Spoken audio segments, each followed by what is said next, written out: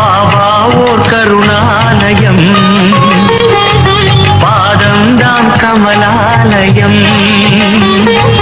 பாபா ஓர் கருணாலயம், பாதம்தான் கமலாலயம்.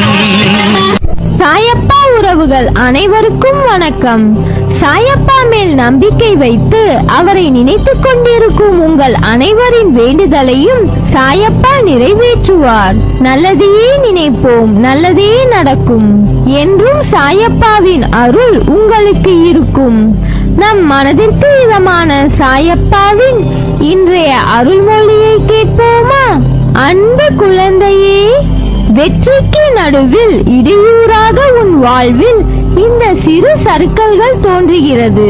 அது உன் மன வலிமையை சோதிப்பதற்கே நடத்தப்படுகிறது. அந்த நேரத்தில் மன வலிமையுடன் நீ போராடி அதற்கான துணிச்சலை கொண்டு அவற்றுக்கு வரும் தடையை நீ எதிர்த்து பொறுமையும் நிதானத்துடன் கூடிய நம்பிக்கையுடன் செயல்பட்டால் அகிலமே உனக்கு கிடைத்த வெற்றி என்பதை போன்ற உணர்வை நீ அடைவாய். உனக்கு வரும் கஷ்டங்களால் அந்த நேரத்தில் மனசுமை அதிகமாகத்தான் தெரியும். ஆனால் நீ மனம் தளராது நின்றால் எல்லாம் வெற்றியே. அது உனக்கு கஷ்டத்தையும் பிரச்சனைகளையும் கொடுக்கும். நீ நடுவில் நிர்கதியாய் நிற்பதை போன்று உணர்கிறாயா?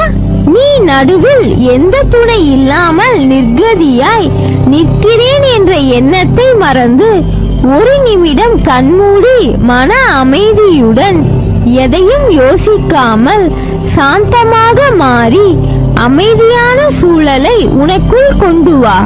அந்த நிமிடம் நீ நிற்கின்றதே என் பிடியில்தான். உன்னை நான் என்ற உன் சாயப்பா தாங்குகிறேன் என்பதை மனமாற உணர்வாய். எதற்கும் அஞ்சாதே, எதையும் துணிந்து எதிர்த்து நில்.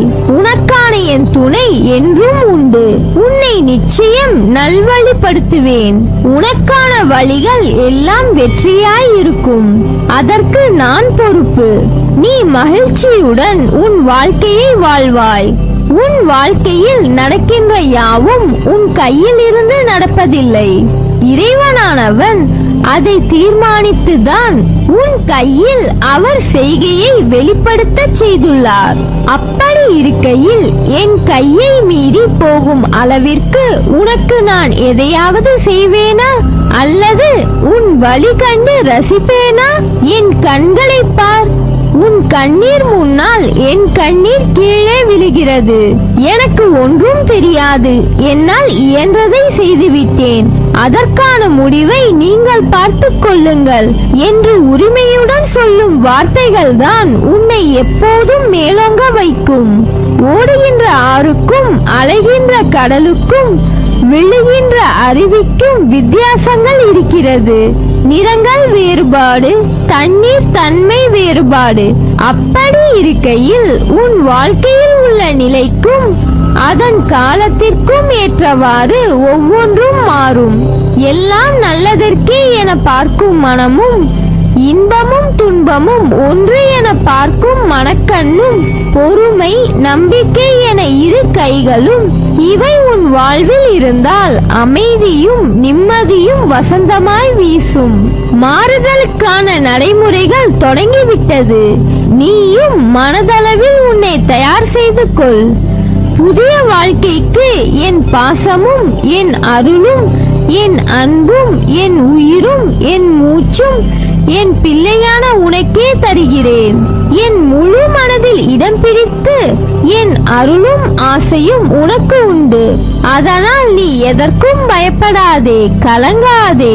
உன்னில் நிச்சயம் வெற்றி என்ற தீபத்தை ஏற்றுவேன். நீ உன்னில் பார்க்கும் அனைத்துமாய் அகிலத்தின் ரூபமாய் உனக்கு நான் இருப்பேன். வாழ்க்கையில் கடினமான நேரம் என்பது எல்லோருக்கும் வரத்தான் செய்யும். அதற்காக சோர்வடைந்து இந்த வாழ்க்கையே வேண்டாம் என்று நினைத்தால் பூமியில் ஒருவர் கூட இருக்க மாட்டார்கள். இருளில்தான் மின்மினி பூச்சியின் வெளிச்சம் நமக்கு தெரியும், பகலில் தெரிவதில்லை. அதே வெளிச்சம் என்ற சந்தோஷமான நேரம் வாழ்க்கை அழகாக இனிமையாக இருக்கும். ஆனால் வாழ்க்கையின் பதிப்பை வெளிச்சத்தில் நீ உணர மாட்டாய்.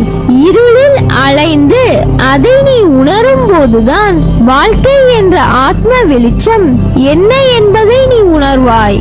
வாழ்க்கையில் உன் மனதிற்கு பயம் தோன்றும் நேரம் உன் எதிர்மறை எண்ணங்கள் மட்டுமே வாழ்க்கை என நினைத்து அதன் பொறுப்பை நினைத்து அது சரியாக நடக்குமா என பயம், அதுவே உன் வேலையில் தடங்களை ஏற்படுத்துகிறது.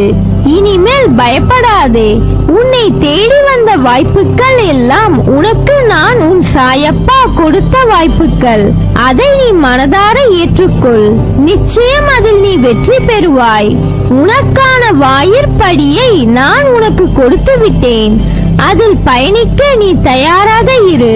உனக்கான பக்கபலமாய் உன் கையை பிடித்து உனக்கான வாழ்க்கையை பிரகாசமாக ஆக்குவேன். என் பரிபூர்ண அருளும் ஆசீர்வாதங்களும் அன்பும் அருளி சிறப்படைய வைப்பேன். நீ எல்லா செல்வ வளங்களையும் பெற்று நீ சீராக வாழ்வாய் என் பிள்ளையே. உன் மனம் எப்போதும் இறந்த காலம் அல்லது எதிர்காலம் பற்றியே சிந்தித்துக் கொண்டிருக்கிறது. அதனால்தான் உன்னால் நிகழ்காலத்தில் நிம்மதியாக வாழ முடியவில்லை. வாழ்தல் என்பதே இந்த நொடியில் நீ செய்திடும் செயலை பொறுத்தே உள்ளது. நீ உன் வாழ்வில் சகல வளங்களையும் பெற்று சீரும் சிறப்புமாய் வாழ வேண்டுமானால் சிலவற்றை நீ பின்பற்ற வேண்டும். உனக்கு தெரியாத ஒன்றை பற்றி எனக்கு தெரியும் தெரியும் என்று மற்றவர்களிடம் காட்டிக்கொள்ளாதே. மேலும் அதை கடைசி வரை தெரிந்து கொள்ளாமல் இருப்பதும் மிகப்பெரிய முட்டாள்தனம். சூழ்நிலையை உருவாக்க சமாளிக்க தெரிந்து கொள். ஏனெனில் எந்த சூழ்நிலை ஆயினும் அதை கையாள தெரியவில்லை என்றால் உன்னால் தோல்விகளை தவிர்க்க முடியாது. உன் வெற்றிக்கு நீ மட்டுமே காரணம் என்றும், ஆனால் அதே தோல்வியுற்றால் அதற்கு பிறரையும் மற்ற சூழ்நிலைகளையும் காரணம் காட்டுவது மிகப்பெரிய தவறு. வாழ்க்கையில் நிம்மதி மகிழ்ச்சி உனக்கு வேண்டுமெனில் வாழ்க்கையில் உதவிய அனைவருக்கும் அன்பையும் நன்றியையும் வெளிப்படுத்து. இந்த மனநிலை உனக்கு நிம்மதியை அள்ளித்தரும். கடின உழைப்பு, அர்ப்பணிப்பு, சூழ்நிலைகளை அணுகும் முறைகள், விடாமுயற்சி, பொறுமை, கடைசி வரை போராடும் தன்னம்பிக்கை, இவை எல்லாம் உன் வெற்றிக்கான படிகள். என் வார்த்தைகள் மீது நம்பிக்கை வைத்து செயல்படு. குழந்தையே, உனக்கு சோதனையாக தெரிகின்ற இந்த காலத்தை மனதில் வைத்துக்கொண்டு வாழ்க்கையின் மீது சலிப்பும் வெறுப்பும் கொள்ளாதே. கஷ்டமான நிலை வரும்போது தாங்க முடியாவிட்டால் வாழ்க்கையில் இன்றோ அல்லது சில காலம் முன்போ நீ ரசித்த சின்ன சின்ன நிகழ்வுகளை எண்ணி மகிழ். நிச்சயம் அது உனக்கு புத்துணர்ச்சியை தரும். நான் மீண்டும் அதே சந்தோஷத்துடன் வாழ்வேன், வாழ்க்கையில் வெற்றி பெறுவேன் என்று மனதில் உறுதி கொள். என் வாழ்க்கையில் அப்படி ரசித்த நிகழ்வுகள் எதுவும் இல்லையே என்று கூறாதே. உன் மன அழுத்தத்தால் நீ ரசித்த சந்தோஷங்களை மறந்து அப்படி ஒன்றும் இல்லை என்கிறாய். நீ உன்னை அறிவதற்கு தியானம் உதவும். அனுதினமும் நீ தியானம் அனுஷ்டித்து வந்தால் உன்னுடைய அலைபாயும் எண்ணங்கள், துயரங்கள், ஏமாற்றங்கள் அடங்கத் தொடங்கும். நிதானமாக யோசித்துப் பார். நீ தியானத்தில் ஈடுபட உன்னுடைய மனம் ஒருமைப்பட்டு உன் வாழ்வின் நோக்கம் நிறைவேறும். மனதை ஒருநிலைப்படுத்துவது சிரமம்தான். ஆயினும் என்னை மனதில் நினைத்து இதை பின்பற்றி வா. உனது நிலை மாறி உன் லட்சியத்தை அடைவாய். உன்னை உயர்ந்த நிலைக்கு உயர்த்தவே போராடி கொண்டிருக்கிறேன். உன்னுடைய துன்பங்கள் எல்லாம் முடிவுறும். நீ சீரும் சிறப்புமாய் மகிழ்ச்சியாக வாழ்வாய். என்றும் என் நெஞ்சத்தின் கருவில் உன்னை சுமந்து என் அரவணைப்பிலே நீ வாழ்வாய். நல்லதே நடக்கும். நீ என் பரிபூர்ண அருளும் ஆசீர்வாதமும் அன்பும் பெற்ற என் செல்ல பிள்ளை.